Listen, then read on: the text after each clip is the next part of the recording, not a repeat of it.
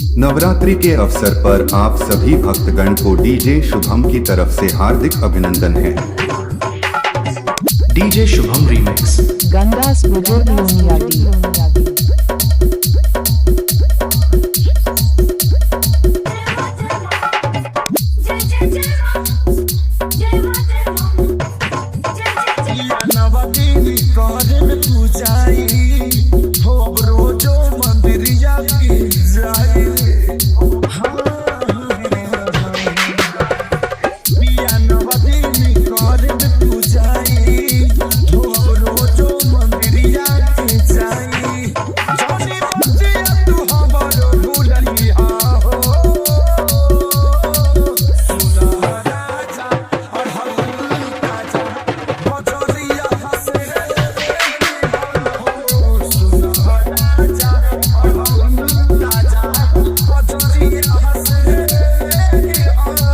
नवरात्रि के अवसर पर आप सभी भक्तगण को डीजे शुभम की तरफ से हार्दिक अभिनंदन है।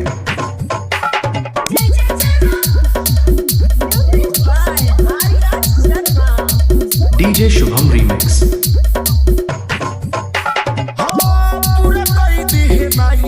हमारो सपना गोदिया में दे दी है सुंदर राजा पूरा कोई दी है भाई हमारो सपना गोदिया में दे दी है सुंदर बाजा से तेरी चल गई हो सुना राजा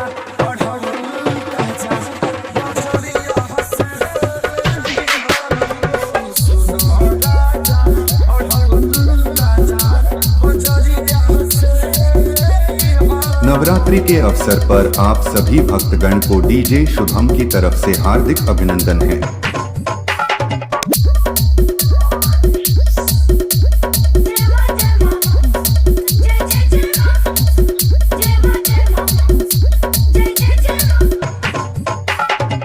डीजे शुभम रीमिक्स गंदास बुजुर्ग लोनियाडी।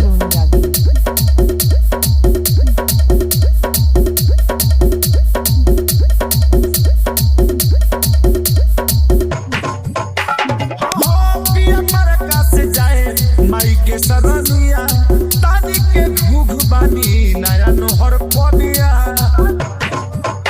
हे राजा पिया पर का से जाए माई के सरनिया तानी के घुघ बानी नया नोहर पनिया हे सारी सोनू संजय बिंदिया बचली हा हो सुना राजा और हम राजा बचलिया